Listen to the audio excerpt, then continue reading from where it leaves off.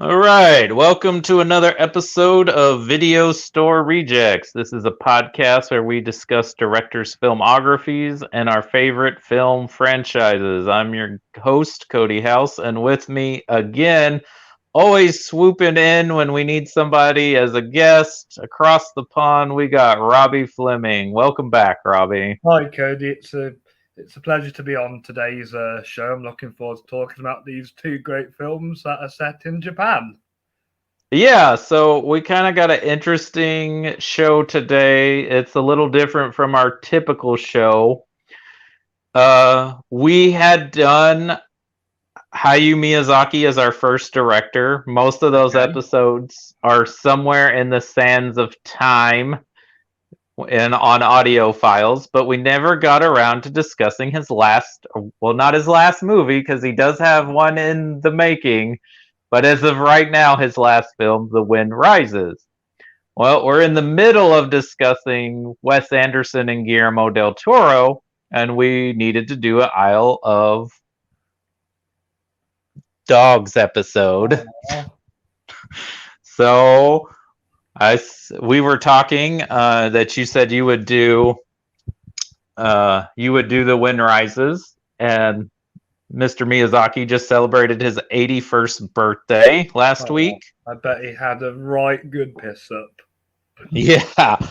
And so I was like, you want to do this in Isle of Dogs? And you were like, sure. And so, yeah, they both happened to be set in Japan, which I mean, that's actually interesting, not only because of Wes Anderson, but also if you look at Miyazaki's earlier films up until Princess Mononoke, they're kind of set in Europe, They are. except for They are. except for Totoro. Totoro's the only one that of those earlier films, but like after Mononoke, everything is set in Japan. Well, Howl's Moving Castle isn't set in Japan, Spirited but Away is, isn't it? yes, Spirited Away, even Ponyo, I believe, is set in Japan. Yeah, I think that is as well. So it's kind of interesting that the later half of his career, he is focused more on his home country, whereas a lot of those earlier films, he's going to exotic locations for Japan. Yeah, yeah. Isn't Kiki set in Sweden? I don't know exactly what country, but it is somewhere over there because he did go and travel to Europe to like look at the architecture and different things to get a sense of what they needed to animate. And it's based off a children's book, Okay. which I really love that movie, and we could come back and talk about how great that film is. So do we want to talk The Wind Rises first? And then Yes. Let's talk about The Wind Rises first. I watched that a couple of weeks ago to prepare for this. what you think about it?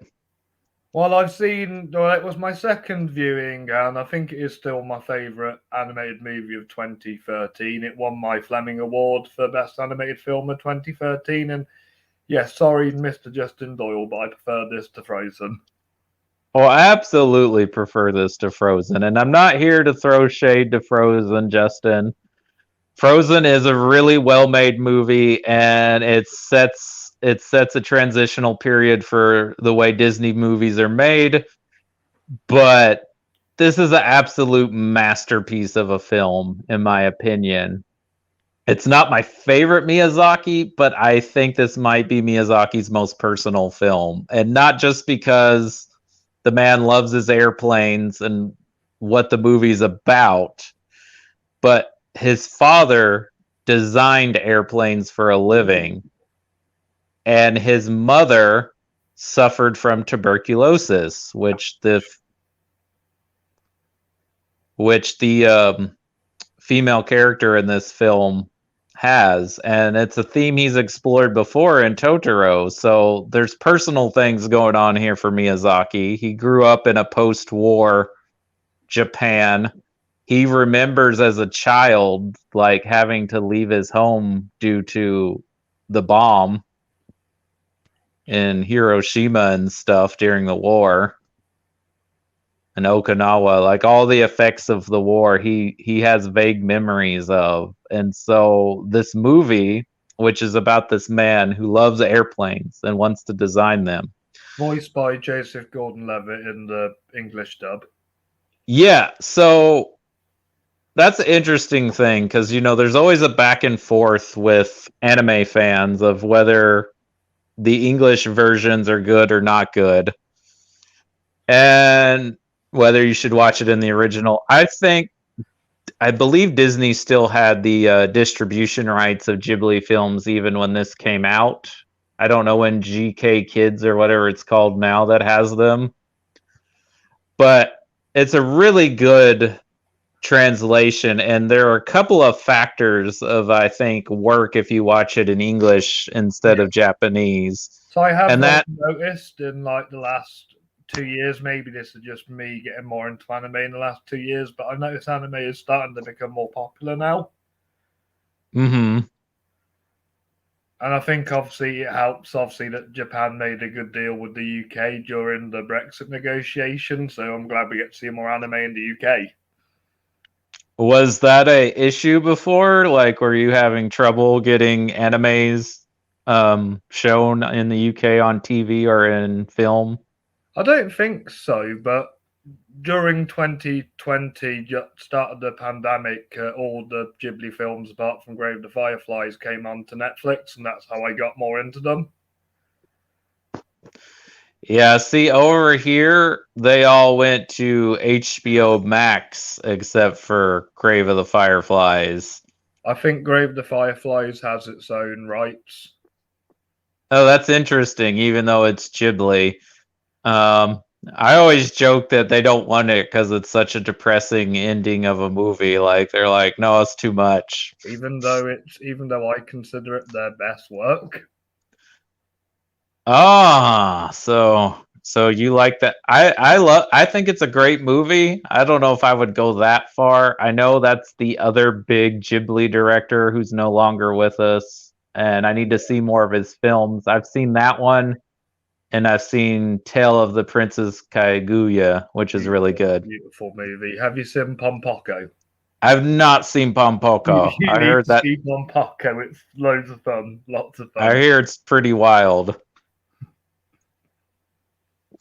And I forget his name, but he was the other big director, and he doesn't have as many films under his belt as Miyazaki does. No. Miyazaki is the best when it comes to anime films, and again, it's another anime director who is no longer with us. It's Satoshi Kon, who I think could have been the only person to have topped him. Is that the guy that did Whispers from the Heart? No, he's the one that did Perfect Blue and Paprika. Oh, yeah. Yeah, I need to see his movies. People say they're great. And I know A Perfect Blue is a big inspiration on Black Swan. And I know Paprika is a big influence on Inception. Yes, apparently a lot of American directors love Satoshi Kon films. Yeah. Yeah, I would imagine the Wachowskis are a big fan too, because they are a big component of what kind of made anime really popular in America, because I think the Matrix films really helped put that into the mainstream over here. Yeah, because the Matrix uses martial arts and anime inspirations. Yeah, Ghost in the Shell is a huge influence on the Matrix. I love the original. Hate the Scarlett Johansson one. Yeah, it's not a good adaptation. But what I think works for this English translation of this film is especially two actors they get to voice. So you get Stanley Tucci playing the Italian airplane creator that our protagonist is kind of like his idol. Oh, he's the bloke he dreams about. Yeah, so you wouldn't get that in the Japanese version. Not that there's anything wrong. You get that he's Italian. They say that, you know that. But, like, you don't get that performance that Stanley Tucci brings to it. Why didn't they just get Roberto Benigni to do it, but in English? I don't know. Maybe it's a little bit harder. Maybe his Italian's too much. I don't know. I think Tucci does a great job. I think he's an underrated actor and he's very versatile. He is. I like him in what's that film? I like him in Devil Wears Prada. Oh yeah, he's great in that. Almost everything he does, he's good. He can play just about anything. And then we get the eccentric and maybe wonderful director Warren Herzog as the German guy, which you would not get that in the Japanese version either. So they did go with that more for you, Robbie. They did cast an actual German to play a German. Yeah, there's a lot of good German actors out there. But he has such a distinctive voice, and it's so playful. I know he doesn't act a lot, but when he does decide to show up on screen, it's fun. Like I enjoyed him in The Mandalorian, and I liked him in Jack Reacher as well. Like he's just got a gleefully mischievous screen presence. I heard his directing stuff is good as well.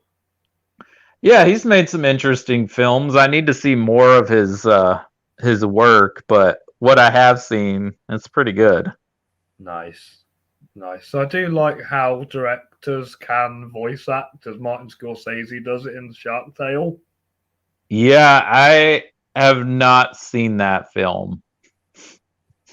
It's a laugh. It's a laugh. Yeah. I have not heard good things about it, but I bet that's worth just watching for him to show up in it. Yeah, definitely. Because I mean, he's a much more improvement compared to Woody Allen and Ants, as he cannot voice. Oh God.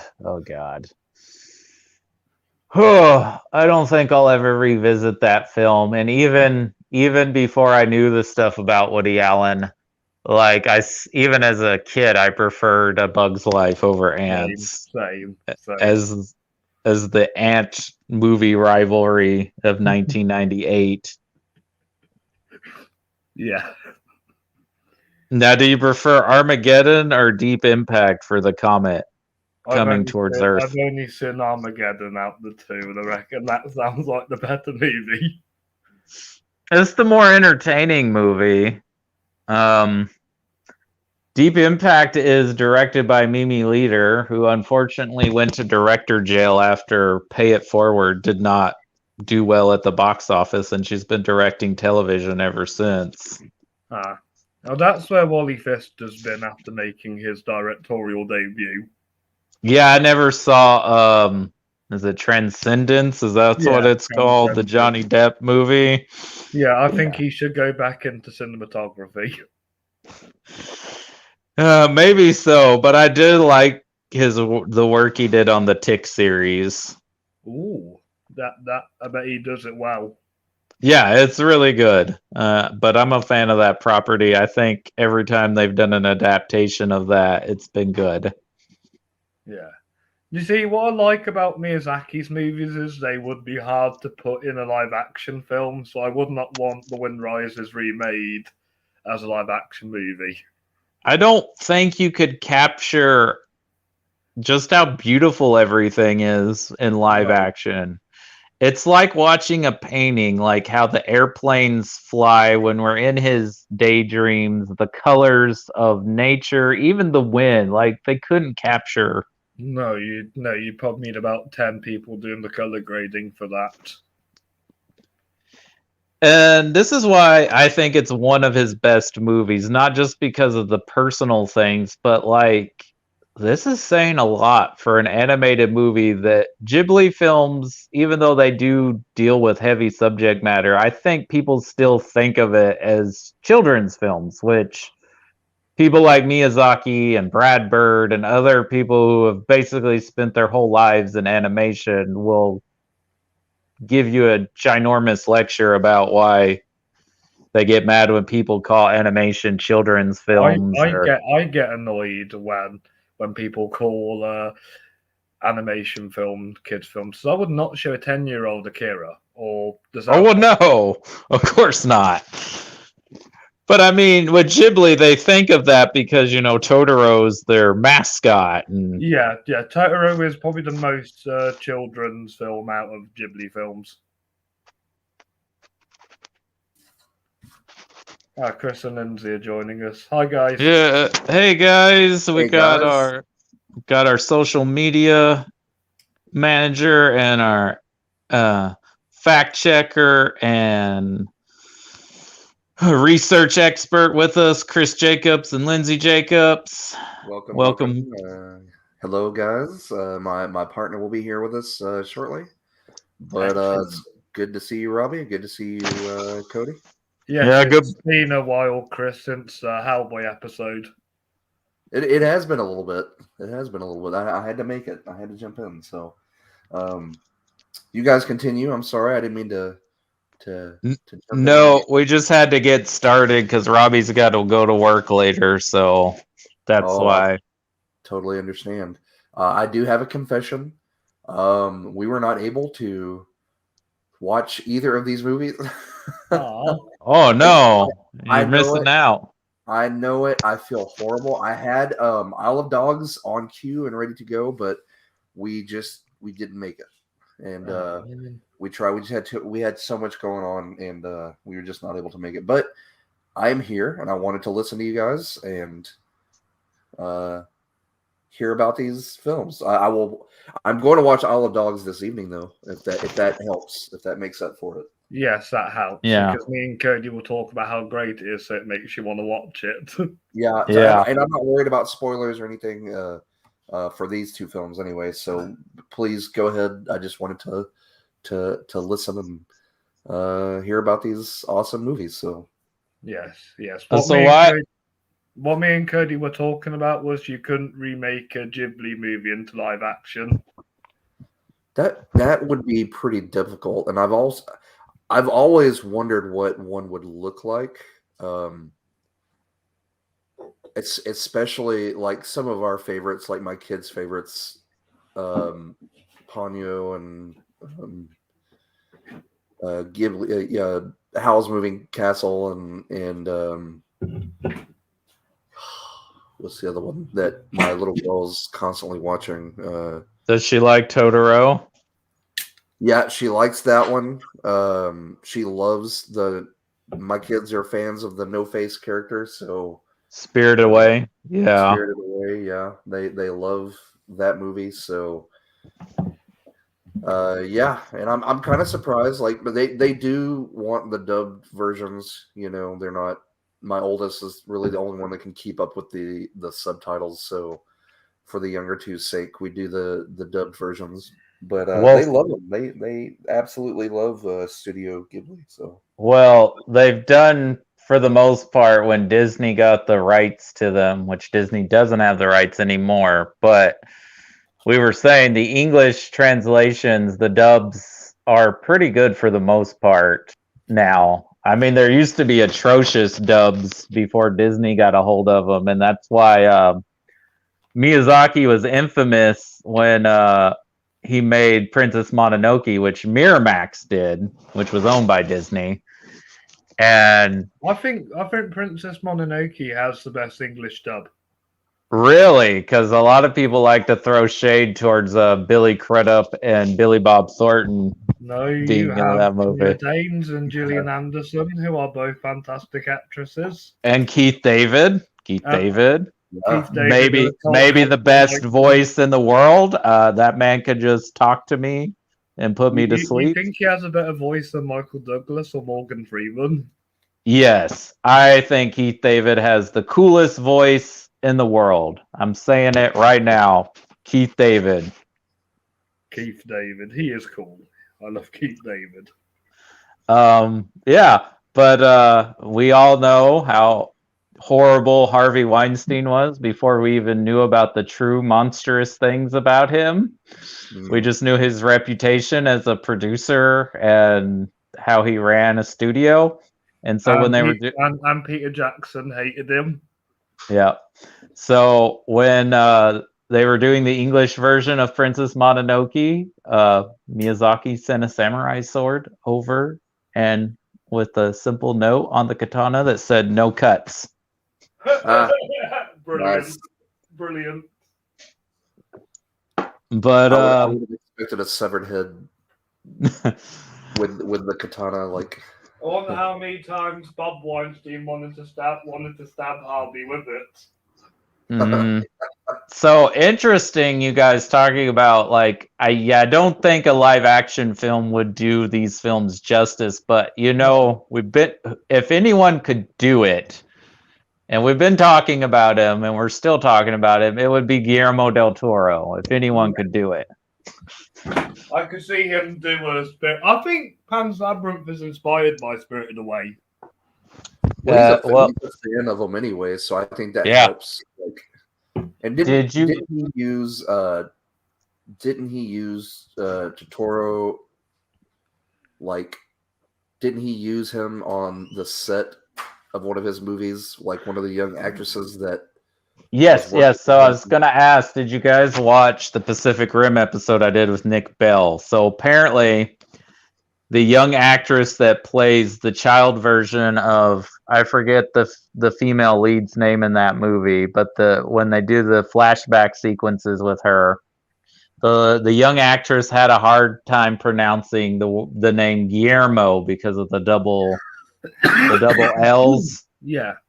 So they both love Ghibli films, and apparently she really loved Totoro, so he allowed the young girl to call him Totoro-san instead of Guillermo. I would have just called him Dal. That's awesome. That's awesome. So before we finish up on The Wind Rises, Chris, are you a fan, and what's your favorite either just Ghibli film or Miyazaki film? Oh, yes, because he has 2 films outside Ghibli. Yeah. Well, he has 1 film out. Well, technically 2, but they count Nausicaa as a Ghibli film because it basically gave the success of that film created Ghibli. But yeah, he does have 1 film that's not a Ghibli film because it's in that one. It's so much fun. I need to see more of that character because I haven't seen like all the other iterations of that character, but like there's a huge fan base for that character. Nice. Right. I am a fan. Probably not as biggest fan as my kids are. But no, I really do enjoy his movies and the studio's movies. But man, going back to Princess Mononoke, that was my introduction to his movies back in the late 90s. Yeah, so I think that's a lot of people's introduction, unless you were just knee deep in anime already. But I think a lot of people that is those 2 films, either Mononoke or Spirited Away, are your introduction. And introduction. The only anime I had been introduced to was the anime that would come on Saturdays on the Sci-Fi Channel back in the day. Yeah. So it was like Robotech or am I pronouncing that? Is that the correct name? What was yours, Cody? Your introduction to Miyazaki? It would have been Princess Mononoke. So it came out in Japan in 97. But it came out in the US in 99, and I remember Roger Ebert reviewing it and saying it was one of the best films of the year, that he absolutely loved it. And then hearing that Neil Gaiman wrote the English translation script, I was like, well, I got to see this movie. What a master. Yeah, I remember going to Blockbuster with my best friend, and he was like, hey, we're going to pick this up. And I'm like, oh, anime, cool, because I wasn't really it hadn't really slapped me in the face yet, but I remember sitting down and watching it, and I enjoyed it thoroughly. Like I was, I guess that kind of turned me on to anime from then on, like, because I'd always thought that, like, Akira. That was my true introduction on the Sci-Fi Channel, because I would catch it. They were which I think that was a big one for us in the US, especially for film wise. I don't know about in the UK. I think other than Akira, before that, I think my only anime reference besides I was a little bit too old for the Pokemon craze when it hit the US, but Speed Racer. I would see Speed Racer reruns. Ooh, I know a lot of people say Dragon Ball Z. Oh yeah, Dragon Ball Z is a big one for people here. Yeah, I was out of that camp already. Like, I was kind of older. And I was kind of older by the time I heard about Dragon Ball Z, but Yeah. I was already. I liked Yu-Gi-Oh as a kid. No Yeah, shame. Yu-Gi-Oh. Hey, when Yu-Gi-Oh's fun. Yu-Gi-Oh, that was one of our main back when I had my comic book shop. Like, Yu-Gi-Oh and Magic were two of the largest like sellers. Like, that they come in and play all weekend starting Friday night, and sometimes we'd let them go all night, and they would just sit there and play and like have we got banned from playing it at primary school because we kept losing the cards. Oh no. I had a kid. We had a kid working for us that stole a whole box. Oh god! One time, and I mean, it's kind of hard not to know who it was, but yeah, those things were like gold. We had to lock them up. Yeah, lock them up, throw away the key. Mm. So, Chris, this movie is a kind of a personal film for Miyazaki because it kind of is a love letter not only to his love of aviation, but it's also kind of a love letter to his parents because that's what his dad did for a living. That's was cool. Design airplanes. But the movie takes place around World War II, and it's about this man who just loves airplanes, wants to design airplanes for a living because he has to wear glasses, so he doesn't have the greatest eyesight, so he can't be a pilot. But it's during the war, so they're designing the airplanes, but they're putting weapons on them, and so I wonder if Paul Dano's character from Little Miss Sunshine is now going to be designing airplanes. That's a good movie. But it's a very existential, even though it's a beautifully, wonderfully film, it's also very existential that people might not expect from an animated film because it's dealing with this toll of like, what do you do when the things you love and your passions are being used for something that's horrible and it tears you up inside that you hate that's happening? I don't think anything can go bad with movies. I mean, you say that, but you know, there's always people that you work with that are not good people that mistreat people that like and you hear it all the time from people that work in the entertainment industry that sometimes it kills their love for it because of the toll it takes working on one of these things. So I've heard that some celebrities can be knobs in real life. And I mean, even Miyazaki struggles with his passion for animation. Like, he wants to retire, he wants to stop, but something brings him back, and he's like, I got to do one more. It's because his son's not making good enough films. He's like, maybe if I do it one more time, he'll pick up on it. And I highly recommend you guys watch the 2 documentaries that are out about him and Ghibli. They're really good, and it's just really fascinating to watch him work. And God, I would love for Miyazaki and John Carpenter to hang out. I feel like they would be like they become bros. They would be bros because they're so. We get out of that. They're so pessimistic about like the future, but yet they have so much joy and like. Also, they would just chain smoke forever, even though I think Carpenter smokes more weed now than tobacco. Good on him. But yeah, just watching Miyazaki hang out in his house and make coffee like they're making coffee in the movie in The Wind Rises. Like he's making coffee like that old school way. Yeah. It's just really fascinating. But yeah, I really recommend you watch this. This may not be one you want to show your kids. There's nothing inappropriate in it, but it's like, Well, it's more darker. yeah, it's a darker, it's probably Miyazaki's most adult film, even more so than Princess Mononoke, even though Mononoke is his most violent film. Right. This one's dealing with, because at least Mononoke, you got talking animals and you got a war and you got you got some things that even kids. There's one movie that Miyazaki's also made that we haven't really spoken about, which also has airplanes in. That's Porco Rosso. Oh yeah, I like that movie. It's pretty fun. It's not one of my favorites, but I enjoy it, and it has one of my. Michael Keaton's dubbing is the standout.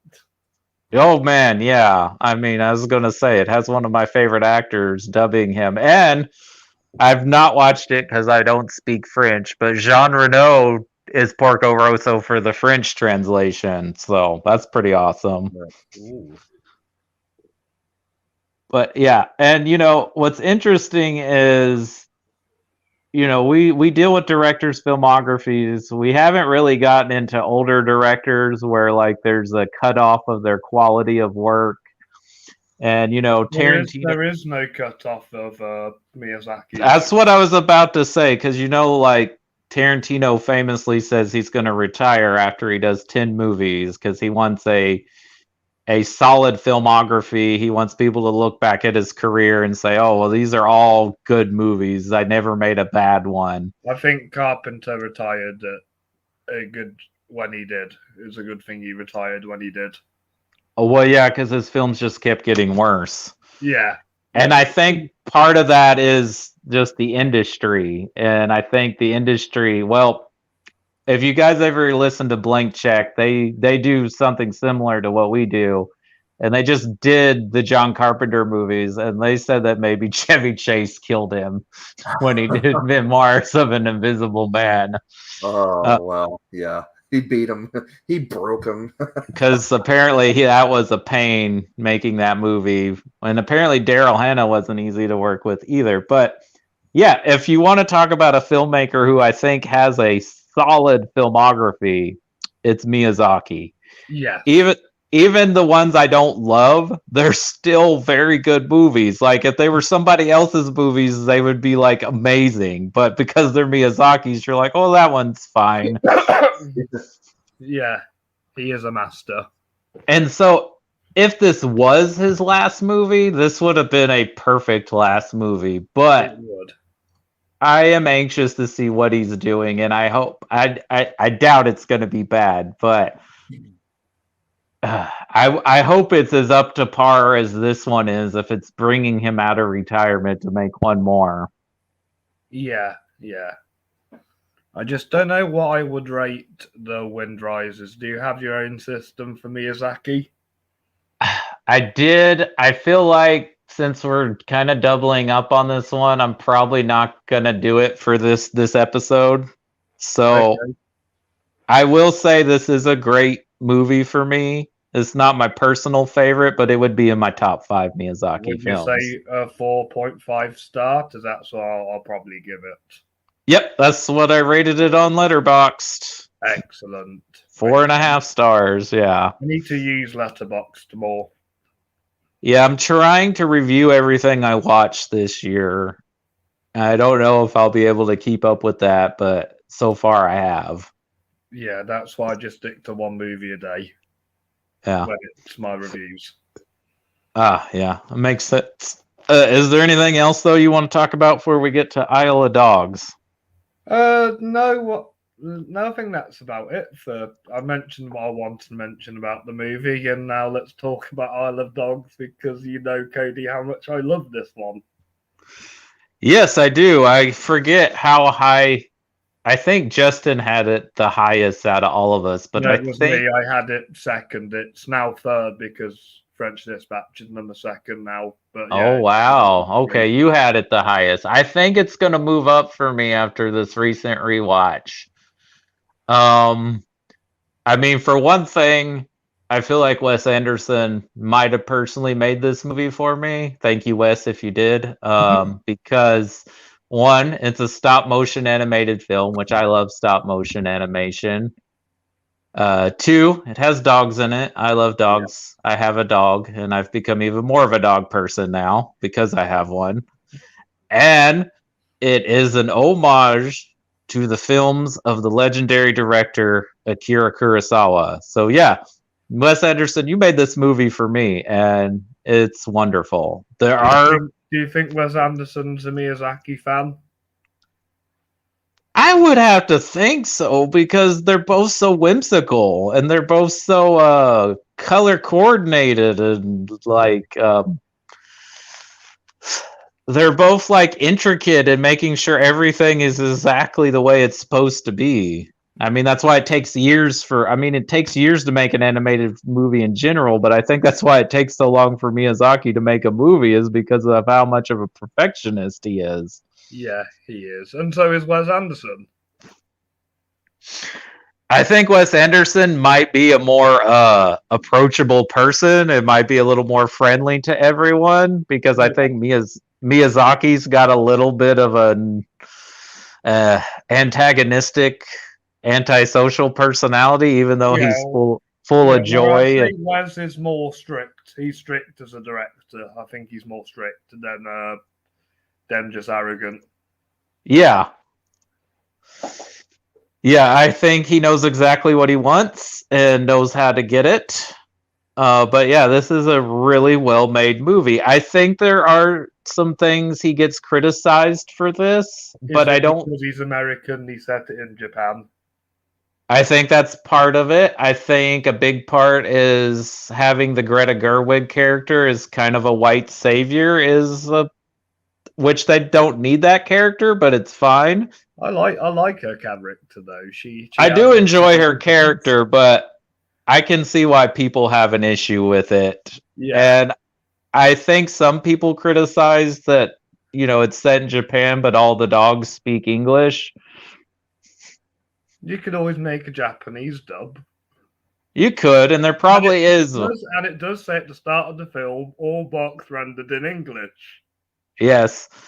Yes, it does. I don't think he meant anything by it. I think it's just that we've gotten to a point where we're finally getting writers, creators, directors of colors of different cultures and backgrounds. Yeah. To be able to have a voice, and so when you have someone who's not of that culture, that Bong Joon-ho made Snowpiercer? No, it does not bother me. But the thing is, inclusiveness, is like there's a ton of white directors that could have made Snowpiercer. There's not that many Korean directors getting to make movies like that. No. I'd like to see the one that made Oldboy do an American action film.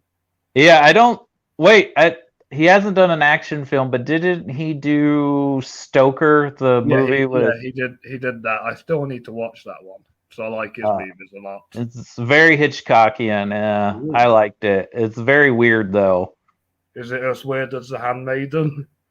I haven't seen that yet, but I doubt it. I need to watch that. Beautiful. You need to watch it, Code. But they do have a Japanese writer as part of the screenwriters on this, and I think it's from a place of love. So I don't think Wes Anderson was out to do anything bad, but he's been criticized for this before, especially with the Darjeeling Limited as well. Yes, I heard he got into an argument with Tony Watts, the one that plays Flash and Spider-Man on the set of Grand Budapest Hotel. Really? Rivoli? Yeah. Yeah, really? Yeah, I heard they got into an argument on the set of Grand Budapest. That's such a well-made movie, and I'm glad that Ray Fiennes is coming back to work with him on the Roald Dahl adaptation he's doing. Yes. Yes, and I think I've mentioned this before, but I do prefer Isle of Dogs to Fantastic Mr. Fox because of its more originality. Uh I can understand that. Fantastic Mr. Fox is just so much fun to me. It is a fun film, and it is a good adaptation of the Roald Dahl story, but I do prefer Isle of Dogs. But yeah, it's got dogs, it's got samurais. Like this so much is an homage to Akira Kurosawa that even the Mayor Kobayashi looks like Toshiro Mifune. Yes, there was a question I wanted to ask you about Isle of Dogs. Who's your favourite dog in it? Oh my god. Oh, there's all the dogs. So many of the dogs are good. Because I love Jeff Goldblum's dog. He listens to all the gossip. I love that Bill Murray's dog just wants to eat things. Yeah. I love Bob Landon's diva-esque because he was a famous commercial dog. I like that Edward Norton is always taking charge, even though Bryan Cranston's like, there's no leaders. I mean, Bryan Cranston does a great job too, because he's playing that typical loner, but ends up gets a heart. Out that three of my favorite actresses are in this film. I was about to say, I think my favorite is Tilda Swinton's Oracle, because everyone thinks she foresees the future, and F. Murray Abraham's like, no, she just understands TV. No, it's just funny how, like, you see this cute little pug, and then you hear Tilda Swinton's voice come out of it. Man, that's on my watch list for tonight, by the way. I forgot all of these actors and actresses are in it. Yes, the other two of my favourite actresses who are in this film is Frances McDormand, who plays the commentator, and Scarlett Johansson. Yeah. Yeah, and I think this might be the only time Scarlett Johansson's worked with Wes Anderson. Until when Asteroid City comes out. Is she in Asteroid City? See, I forget because that cast list is so massive of who's in it. Tom Hanks is in it, so that's all that matters. Yeah, because I remember Tom Hanks and Margot Robbie because he's never worked with them, but I think Bryan Cranston's in it. I think Jeffrey Wright came back. I love Jeffrey Wright. Yeah, but basically almost every actor he had worked with before is in Isle of Dogs. I don't think he worked with Scarlett beforehand. No, and he hadn't worked with Bryan Cranston either. No. Or Liev Schreiber, who plays the dog that our young hero Atari goes looking for, his lost dog, but all the dog. Greta's not in any other Wes Anderson film, is she? No, she mostly works with her. I don't think they're married, but her partner Noah Baumbach, who has collaborated with Wes Anderson. Yeah, but I prefer her directing. Yeah, I got a hot take. I think she might be a better director than Noah Baumbach. I've only really seen Marriage Story out of his films, so I can't really judge him as a director properly. That's fair. I haven't seen all of his films either, but I've seen a few other ones. I've seen probably at least 4 or 5 of them. Yeah. But I just think her 2 films are really good, so. Are you looking forward to a Barbie film? I don't know if looking forward's the right word, but because she's directing it, I'll give it a chance. It's like, okay, maybe there's something interesting here, but I don't know. I think she should stick to Indy. If I'm honest with you, she works better in Indy. Yeah, and I think the film Frances Ha is as much her movie as it is Noah Baumbach's because she wrote the screenplay. Ooh, and I keep meaning to check that one out.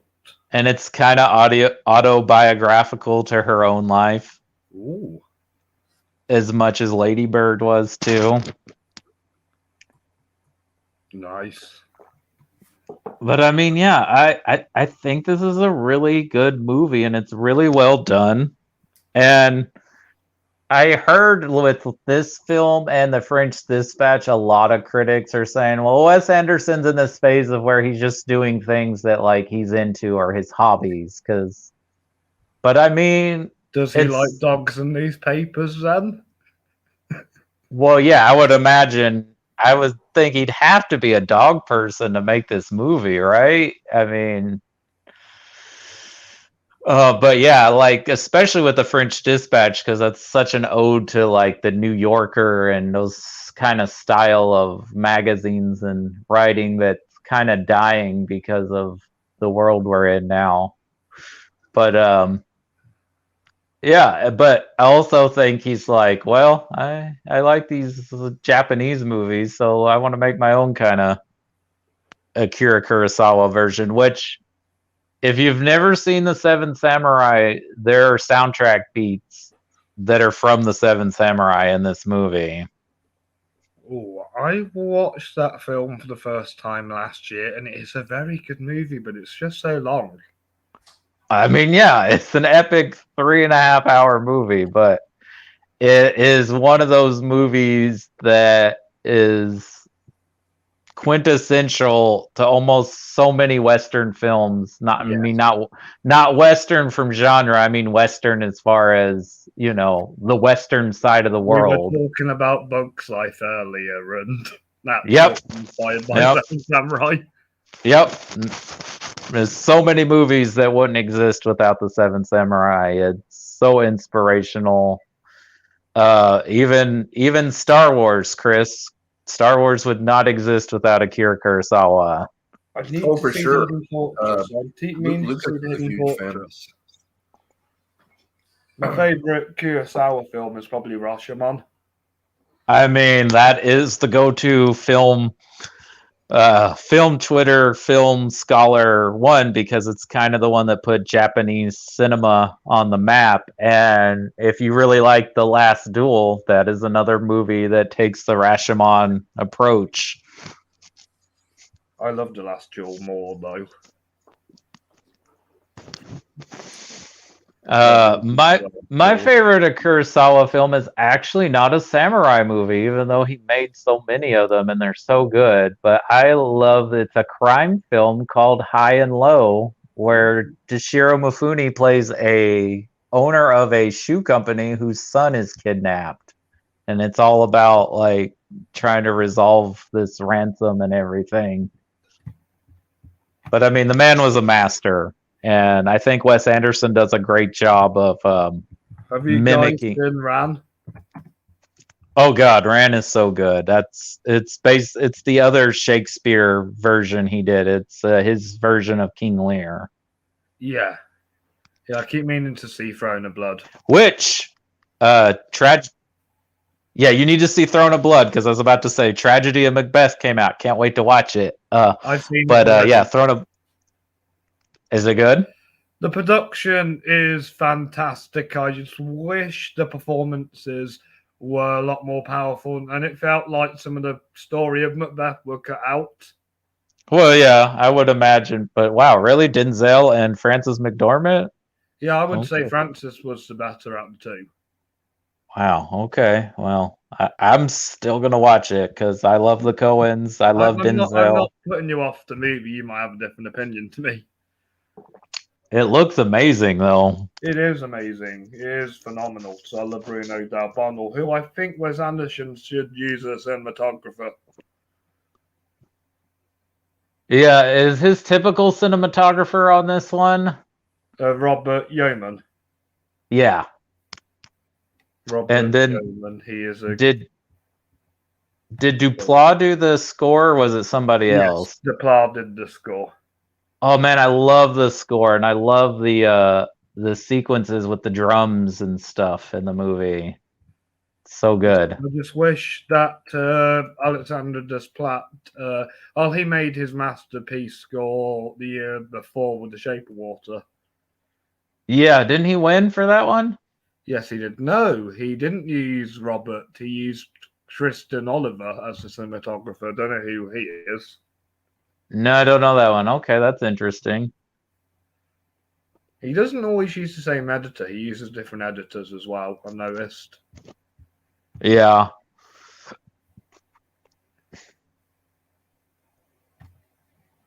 Trying to think, what else do I want to? Yoko Ono's in this film as well. Yeah, doesn't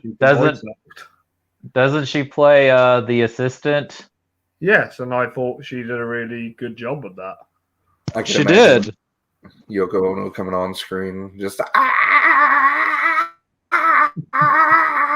just doing that. Yeah. That's Musical expression. This is acting. It's very different. Hey, Lindsay. Hey, Lindsay. Hi, Cody. I had to make breakfast. Sorry. It's okay. It's okay. We're just talking about all the dogs. Yeah. Catch up. Speaking of Yoko Ono's musical stylings, when we were watching the Get Back movie or TV show, whatever you want to call it, Jessica was like, "What is she doing?" I was like, "I don't know. I guess that's her thing." Because in that Christmas song she does for John Lennon, her backing vocals are incredible. I don't understand why she doesn't sing like that normally. yeah. She had It's big. If you've art, ever been in a high school band hall or theater classroom, there's a couple that are like John Lennon and Yoko are in this, and that's just like, I don't know. They have big, like, we don't really care that there are other people here. We're gonna do what we want vibes about them. Yeah. Okay, can somebody answer this, because it was I really liked it, but it was kind of hard to pay attention for the whole 8 hours of it. What did George get so mad about and almost quit the band over? They were pushing to do a huge concert, like a big show, right? And he didn't want to do it, and he didn't want to do the. He just wanted to no, and everybody else was like yes, and he just pissed him off. So, well, if you're a grown adult with agency and 3 other people are telling you what you're going to do, I'd probably get mad and quit that endeavor as well. I thought he was having album is the White Album. Well, yeah, I mean, God, so many. That's a masterpiece. It is. It is. That I think it was the song too. It was not. It was the process of the practice. I thought he even sat there. He was talking to someone about not being able to put more songs or have more input, and wanting to do more songs and more solo stuff. So I think he was getting ready to. I mean, well, I mean, they did eventually break up after that, but I mean, I love the whole rooftop concert thing they did in the third part. That was great. Oh yeah, that was excellent. Matter of fact, they're releasing that concert piece in IMAX here pretty soon for like a day. I'd love to go see it. Nice. I know taste is subjective, and it's kind of hard to objectively say something's the best or someone's the best, but if I had to objectively say who is the greatest musical artist, I think I would have to say the Beatles, just because of the impact they made in the world and what they did with their music. Because mine would be Queen. Queen is up there. Yeah, it's hard. It's really hard to. But we were about to all have to pick our favorite Beatle, and I was not prepared. Oh, George. In my opinion, George. Not in my opinion, had the best solo career. His solo. I agree with Chris. Yes. I think album is up there in my top 5 albums of all time. So I think I don't know if you guys will agree, but this is the thing I always have heard people criticize Lennon and McCartney for when they went solo. So Lennon got a little too weird and eccentric, and McCartney got a little too bubblegum poppy. Bit too poppy. Yeah, he did. And they kind of balanced each other out when they worked together. And without each other, it kind of like their weaknesses was shown more, because like one was where one was good in this and the other one was good at that. They kind of like their strengths kind of made it better, but without one another, it wasn't as good. And then there's poor Ringo. No. Ringo Starr has the best attitude of any Beatle. Yeah. Yes, he does. Because he doesn't give a fuck. He's like, I'm here to play drums, dude. And he had the best line in the entire documentary, and I actually had to pause it. I was like, did he just say what I thought he said? I paused it and rewound it, and he looks up at this guy that's just sitting there and with the most serious, like, he had this look on his face like he was telling someone that their favorite pet died. He just looks up at him and he goes, I've farted. It just stares at him. And then the guy,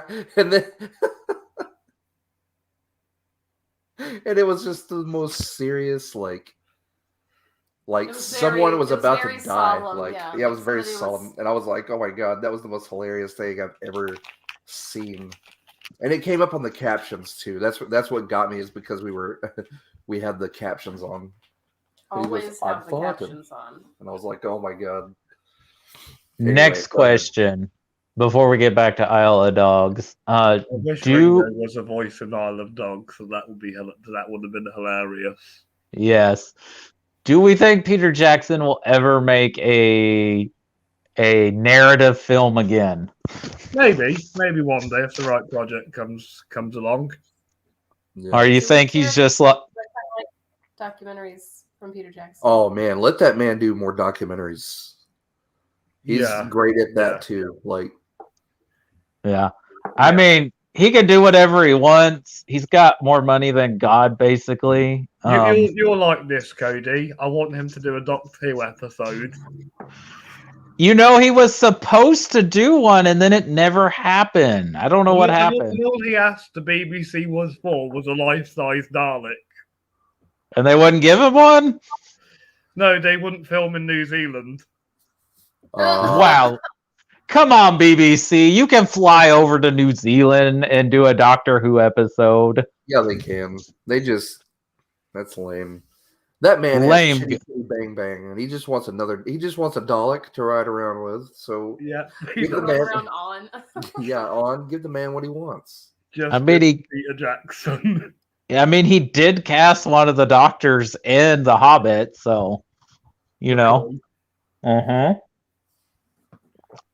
Yeah, no. Actually, what I good for Lord of the Rings as the voice, he could have been Treebeard. Oh, he would have, but I mean, Jonathan Rhys-Davies has got such a great voice. You think he has a better voice than Tom Baker? No, I mean, Tom Baker's another one who could just, let that man read a story to me every night too. Yeah. Oh, you know what would be genius? You know what I think we should do is have find someone who can imitate Treebeard with the long drawn out, and have him read The Lord of the Rings as Treebeard, but just drawn out. So what normally would, take about 8 hours or however many hours in an audiobook, it would triple it. So we're getting more off topic, but that happens sometimes. But no, I'm going to continue on this rabbit hole. I don't know. Topic. Yeah. I don't know if this happened for anyone else when you guys watched the 50th anniversary of Doctor Who, but when I heard Tom Baker's voice, I got chills. Before I even saw him, I was like, "Oh crap! Is that Tom Baker? Is Tom Baker? It's not the fourth Doctor, but it's like, oh, it's Tom Baker, and he's the Doctor Who again, and oh my God, he's the Doctor. Sorry, Matt Smith, but that's the Doctor." That's probably my all-time favorite scene. I need to catch up on Doctor Who. I do as well. I am. We're several Doctors behind at this point, Chris. No, we finished. You finished Capaldi. We finished Capaldi, but we're behind on Jodie Whittaker. You're just one Doctor behind, though she's about to end her run, which I am sad, because I would have liked to have seen her work with another writer, just because I feel like she got short end because she's such a terrific actor and she's a really good doctor, but the writing for her, it was so like there's always really good episodes, but then there's just like, ugh, like I just feel bad for her, and of course all the backlash and terrible bro culture out there in the internet being horrible.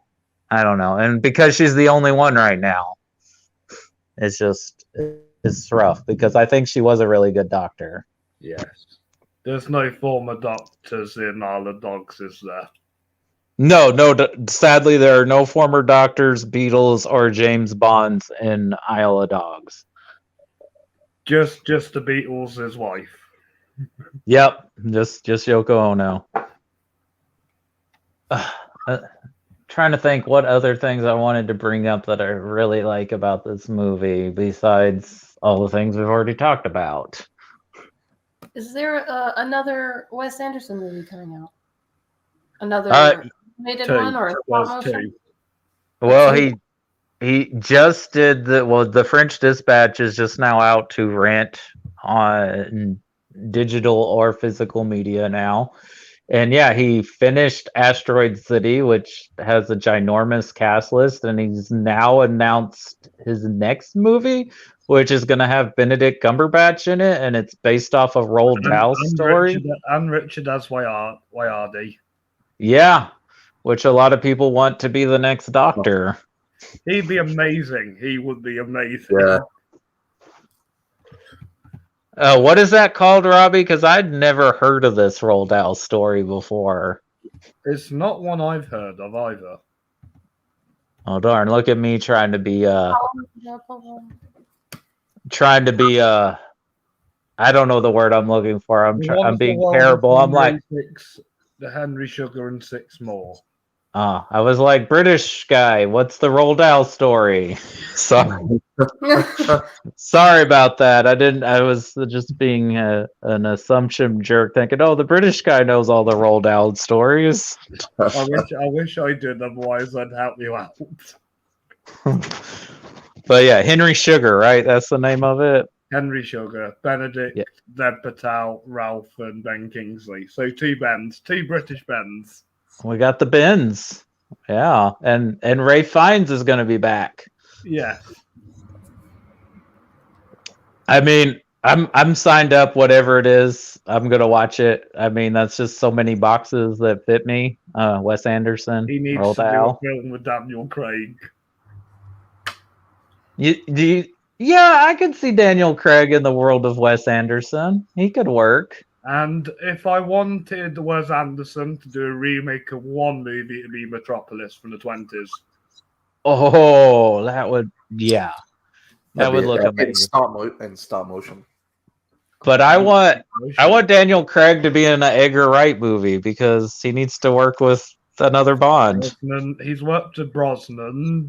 And Dalton. So yeah, he does need to, and he's worked with Dinah Rigg, who is a former Bond girl, so that makes sense that Craig's in a Bond film, in a Edgar Wright film. And now, since Matt Smith was in Last Night in Soho, he needs to work with all the doctors. Please be Tennant, please be Tennant, please be Tennant. Yeah. Just go ahead and send a link to this to Wes Anderson so he knows how to cast his next movie. Well, I mean, yeah. And Bonds. David Tennant would work in a Wes Anderson film as well. Yes, he would. I could see him. You know who else would be? We're just dream casting people to be in Wes Anderson movies. Is Ben Wisham would be good in a Wes Anderson movie. He is so quirky. And I would love Wes Anderson to direct Paddington 3, even though it probably won't happen. Yeah, I don't know if anyone else thinks of this when they watch the Grand Budapest Hotel, but every time I watch it now, I'm like, I kind of want to watch Paddington 2 after watching the Grand Budapest Hotel because of the prison uniforms they wear. Like, I'm like, this feels like a really good double feature. Grand Budapest Hotel and Paddington 2 skip Paddington 1. Yeah, I mean, Paddington 1 is good, but Paddington 2, is a masterpiece. Is a masterpiece, and Hugh Grant is amazing in Paddington 2. Well, it helped change his career from his typical typecast. Yeah, I think, I don't know. This happens a lot with actors, especially actors who are considered handsome. Like when they get older, they get these really great supporting roles, and then they become more interesting actors. Did you see The Gentleman, the Matthew McConaughey one?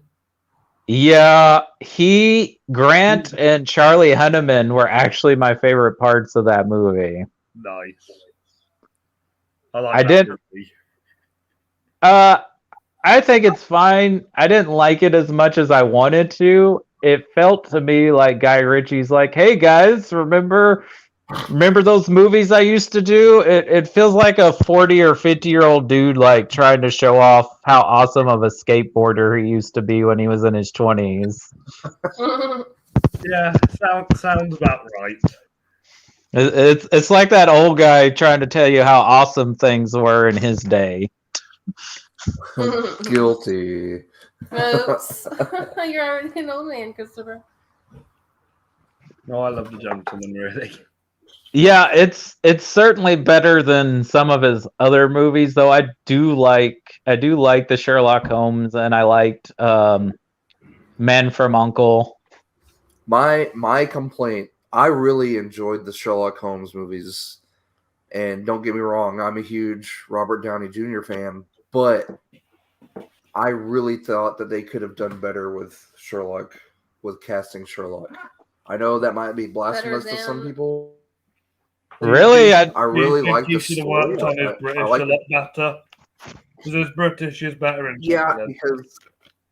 because it just, I don't know, man. It just didn't, like, I love the movies, and I revisit them every once in a while, and I thought they were fun, but I don't know. Every time I kind of think about it, I really think that they should have cast someone British in that role. Yeah. I'm really surprised there wasn't people like angry about it. I mean, he does a fine job, but yeah, I would have preferred. That's how I felt about Mr. Fox. Like, George Clooney is a good actor, but he's too distracting. Whereas a British guy would have captured more of Mr. Fox. Well, I really like Clooney, but but who would have been a good, if they went with a British actor, because it is, a Roald Dahl story? Who would have been a good choice? Who's a Clooney? Christian Bale, because he's good at doing different voices. He is. I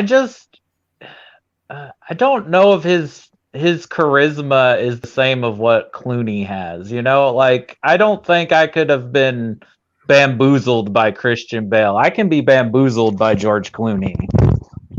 Yeah, I get what you mean, Cody. Like, I've been like, Christian Bale, calm down. You're so serious all the time. Well, I'd like to see him do a comedy. Yeah, I think he could do it. He's a versatile actor, but I think that's why they cast Clooney. What's that? I was just gonna say I thought Christian Bale was very funny in American Psycho. Oh, he's great, but again, like like that guy's got some issues. He has a hard time being silly, I think. Yes, and even though I think he's considered handsome, I don't think people are like, man, that Christian Bale, he's a charmer. Mm-hmm. It's hard to think of British people who are charming. So I don't Isn't think there- Hugh Grant would have done the job either. Oh, I think Hugh Grant could have done it. I think people find him charming, don't they? Or, I mean, it's more like a aw shucks, look at me, I'm so bumbling, but I think people find it. David Tennant could have been a Mr. Fox. Yes, as There you he's go. brilliant at voice acting. Yeah. He'd be amazing.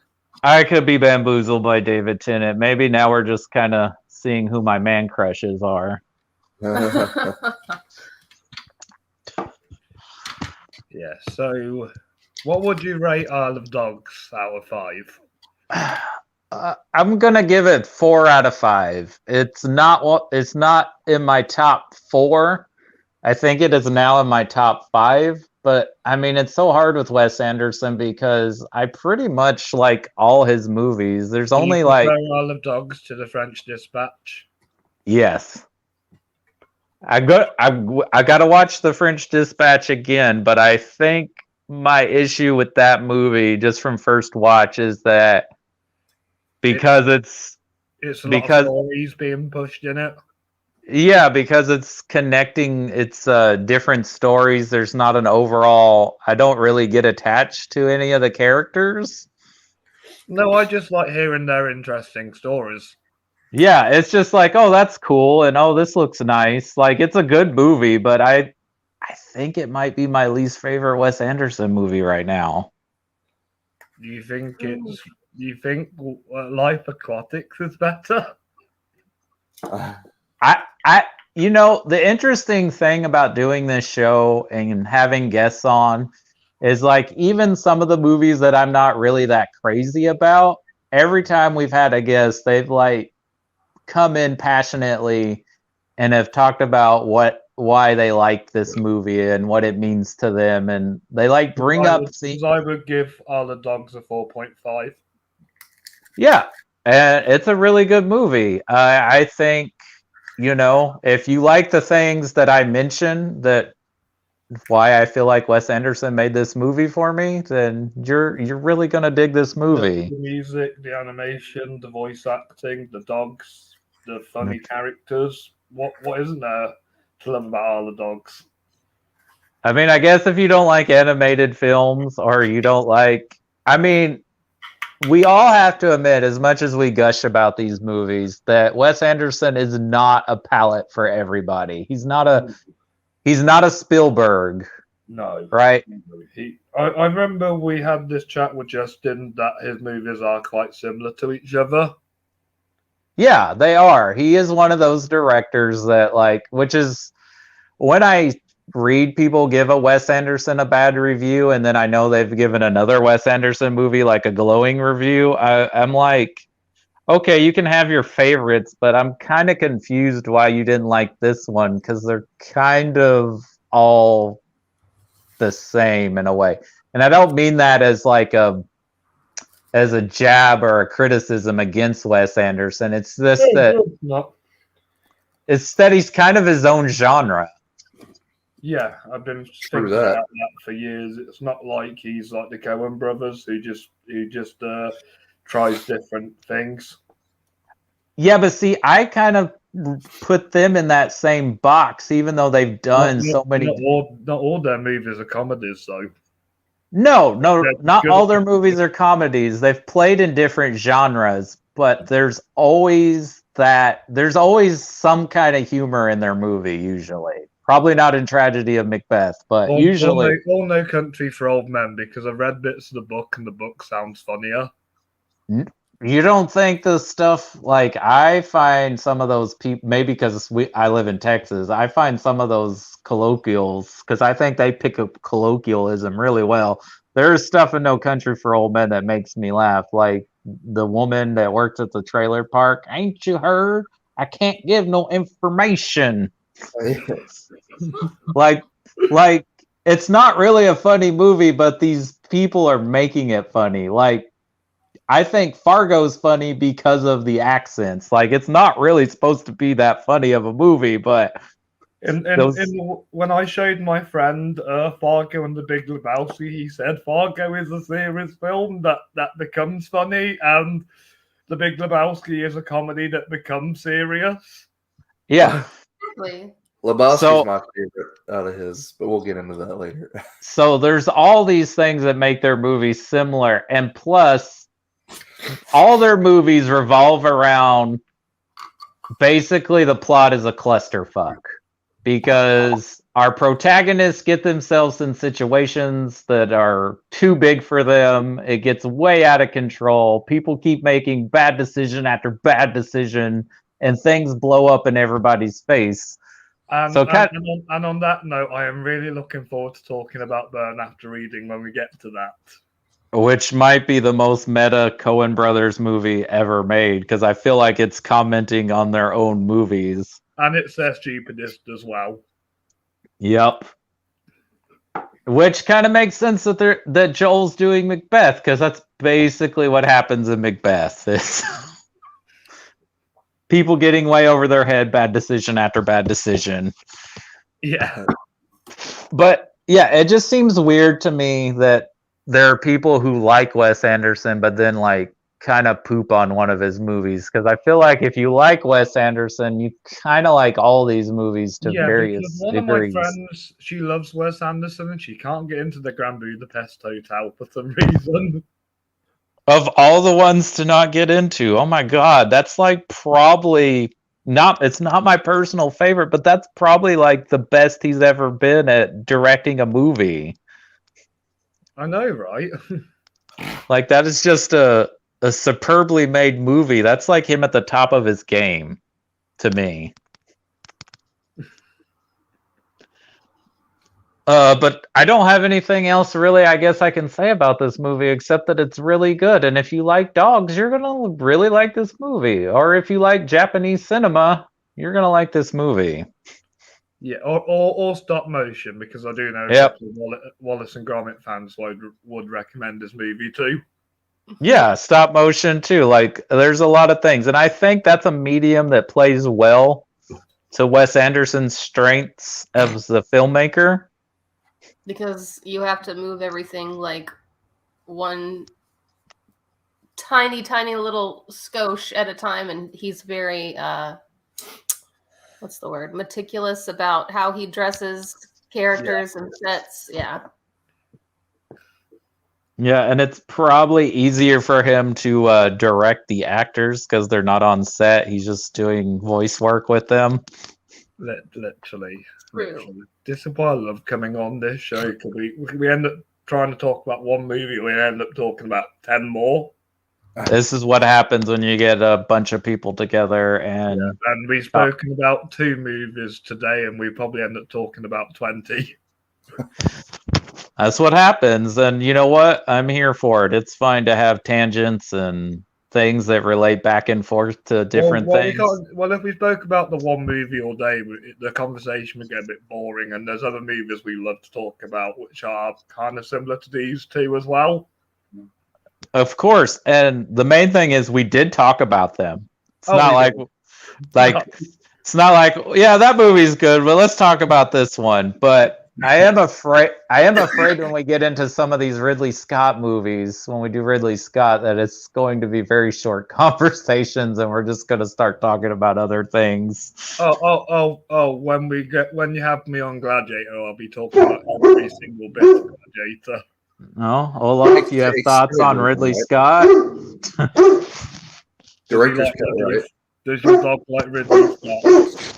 I don't know. It sounds like he doesn't. Oh, there's a dog that walked by the window. Bless him. He's passionately saying, Yeah. Right, Cody, it's been an absolute pleasure having you on the show, but I'm going to have to love you and leave you because I've got work in a few minutes. I understand. Thanks for coming on and doing this twofer. Audience, if there were any audience, I apologize for not doing my extra credit homework about these movies. I kind of put them together because we needed to do and we one. apologize for not even watching them. So. Yes. And to answer your question, out of these 2 movies, I would probably say Isle of Dogs is the better one.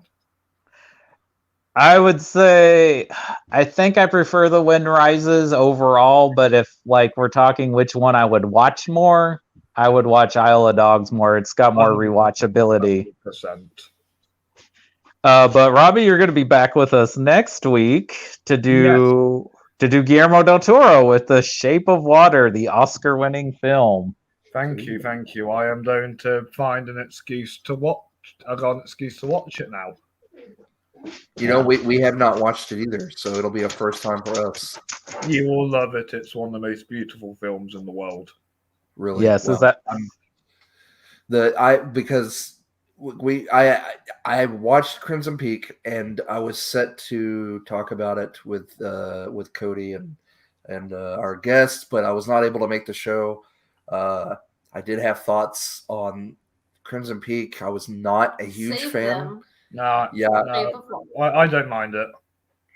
but it was all right. It just didn't click, So it's probably down there with Mimic as far as the Del Toro movies go with me. But yeah, I'll probably try not to get onto that stool right now because I know that you need to go to work. So Yes. but Yes, I can't wait to talk about the beautiful Shape of Water. yeah, I'm excited to watch them. So we'll see you next week to talk about that. Thanks for stepping in and doing a twofer with us, kind of killing two series at the same time. Nice. And Thank you so much for having me. It's always a pleasure. Let me know when you want me back. Whenever Absolutely. you want me back. Absolutely. Anytime you want to come, you're welcome to be on the show. And you're always happy to visit my show as well. Absolutely. I love it. Anytime. Let me know. I will. Stay safe while you're out there working in the theaters. Yeah. I always have my face mask on. Good deal. All right. See you later, Robbie. All right. Bye. Bye. Bye. And join us for our late night show next week. We're talking more James Bond. Ooh. Yeah. I'll have to check that one out. 4 Bonds in. So Yep. it'll be fun. All right. Everybody have a good weekend. If you get to celebrate the holiday that we have here in America, Martin Luther King Day, enjoy your extended weekend if you get to have one. Oh, I work weekends, so that's never really possible anymore. Yeah, I understand. Alrighty. Well, thank you again, Robbie. I appreciate you coming on the show, and we'll see you next week to do Shape of Water. Yes, see you next week, Code. Bye. Bye-bye. Bye.